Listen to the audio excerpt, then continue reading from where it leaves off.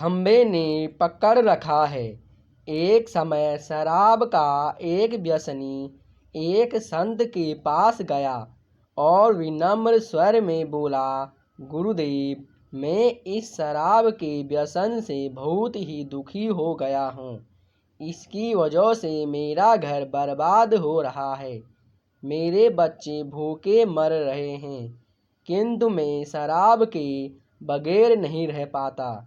मेरे घर की शांति नष्ट हो गई है। कृपया आप मुझे कोई सरल उपाय बताएं जिससे मैं अपने घर की शांति फिर से पा सकूं। गुरुदेव ने कहा, जब इस व्यसन से तुमको इतना नुकसान होता है तो तुम इसे छोड़ क्यों नहीं देते। व्यक्ति बोला, पूज्य श्री, मैं शराब को छोड़ना चाहता हूँ, पर यह ही मेरे खून में इस कदर समा गई है कि मुझे छोड़ने का नाम ही नहीं ले रही हैं। गुरुदेव ने हंसकर कहा, कल तुम फिर आना, मैं तुम्हें बता दूंगा कि शराब कैसे छोड़नी है। दूसरे दिन निश्चित समय पर वो व्यक्ति महात्मा के पास गया। उसे देख महात्मा झट से खड़े हुए और एक खंबे को कसकर पकड़ लिया। जब उस व्यक्ति ने महात्मा को इस दशा में देखा तो कुछ समय तो वह मौन खड़ा रहा, पर जब काफी देर बाद भी महात्मा जी ने खंबे को नहीं छोड़ा तो उससे रहा नहीं गया और पूछा बैठा कि गुरुदेव, आपने व्यर्थ इस खंबे को क्यों पकड़ रखा है। गुरुदेव बोले, वत्स, मैंने इस खंबे को नहीं पकड़ा है, यह खंबा मेरे शरीर को पकड़े हुए है। मैं चाहता हूँ कि यह मुझे छोड़ दे, किंतु यह तो मुझे छोड़ ही नहीं रहा है। उस व्यक्ति को अचंभा हुआ।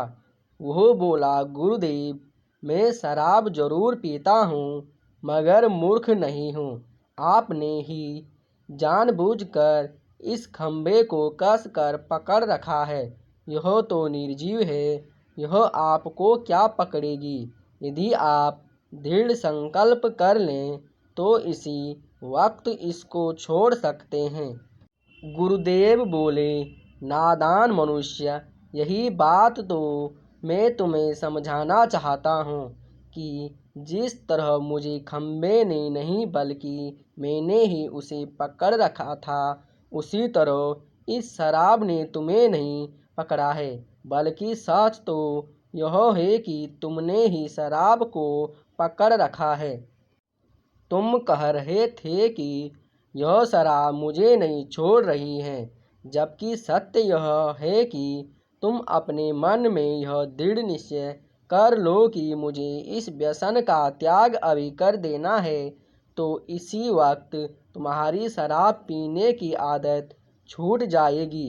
शरीर की हर क्रिया मन के द्वारा नियंत्रित होती है और मन में जैसी इच्छा शक्ति प्रबल होती है वैसा ही कार्य सफल होता है। वह शराबी गुरु जी के इस अमृत वचनों से इतना प्रभावित हुआ कि उसने उसी वक्त भविष्य में कभी शराब न पीने का दृढ़ संकल्प किया। उसके घर में खुशियां लौट आई और वह शांति से जीवन यापन करने लगा। इस तरह हमें शिक्षा मिलती है कि जीवन में कोई भी व्यसन ऐसा नहीं है जिसे एक बार ग्रहण किए जाने के बाद छोड़ा ना जा सके। अगर मनुष्य चाहे तो बड़ी से बड़ी बुराई का त्याग कर सकता है।